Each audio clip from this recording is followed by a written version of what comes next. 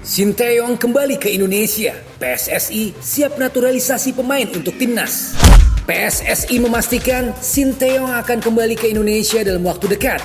Arsitek berusia 51 tahun itu sudah harus menginjakkan kaki di Jakarta pada awal Juli 2020. Kami sudah rapat dengan Coach Sinteyong yang dipimpin Ketua Umum PSSI Muhammad Iryawan dan Direktur Teknis PSSI Indra Safri bahwa Sinteyong sudah sepakat untuk secepatnya ke Jakarta. Demikian kata Yunus Nusi, pelaksana tugas atau PLT Sekretaris Jenderal PSSI.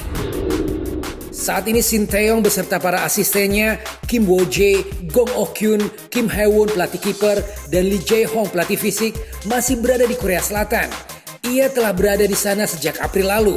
Adapun Sinteyong harus segera mempersiapkan dua level timnas Indonesia, senior dan U19 yang akan turun di gelanggang pada Oktober 2020. Pada Oktober nanti timnas Indonesia kembali dijadwalkan bertanding ke kualifikasi Piala Dunia 2022 zona Asia. Sementara timnas Indonesia U19 akan berpartisipasi di Piala AFC U19 di Uzbekistan. Sebab ia sudah harus memimpin dan melatih dua tim hampir secara bersamaan, yaitu pada bulan Oktober 2020.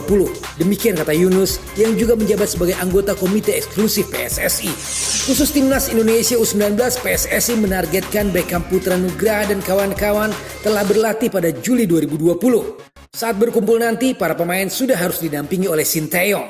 Sementara itu, Ketua Umum PSSI Muhammad Iryawan mengaku masih membuka peluang untuk melakukan naturalisasi pemain buat timnas Indonesia.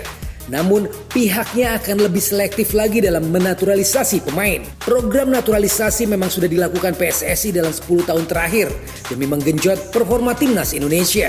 Sebanyak 27 pemain asing dan keturunan telah mendapatkan status warga negara Indonesia atau WNI. Namun program yang telah dilakukan PSSI tersebut tidak membawa banyak dampak terhadap permainan timnas Indonesia. Tidak semua pemain yang dinaturalisasi mampu memberikan performa mengesankan. Mayoritas pemain yang menjadi WNI pun sudah berusia di atas 30 tahun. Hal itulah yang membuat Muhammad Iryawan ingin lebih selektif lagi dalam menaturalisasi pemain. Dalam rapat terbatas atau ratasi bersama Presiden Jokowi, beliau mengatakan kenapa tidak melakukan naturalisasi pemain. Lalu saya bilang, saya tidak alergi dengan naturalisasi. Akan tetapi, kalau naturalisasinya datangnya dari umur 37, kemudian dari sana dia hanya bermain di kasta ketiga, keempat, untuk apa? Demikian kata Muhammad Iryawan dalam seminar online beberapa waktu lalu. Kalau mungkin nanti melakukan naturalisasi, siapa tahu ada yang umur 19 tahun. Kalau memang dia pemain yang bagus, kemudian mudah prosesnya dan tidak memberatkan PSSI, itu akan kami pertimbangkan. Demikian kata Muhammad Iryawan. Program naturalisasi pemain yang dilakukan PSSI bisa dikatakan belum sepenuhnya berhasil. Dari nama-nama yang sudah diganti kewarganegaraannya, ternyata hanya 3 nama yang memberikan dampak langsung buat timnas Indonesia. Mereka adalah Christian Gonzalez, Stefano Lillipali, hingga Beto Gonçalves. 2 nama terakhir masih aktif bermain dan langganan dipanggil timnas Indonesia. Adapun sisanya belum mampu memberikan dampak spesial.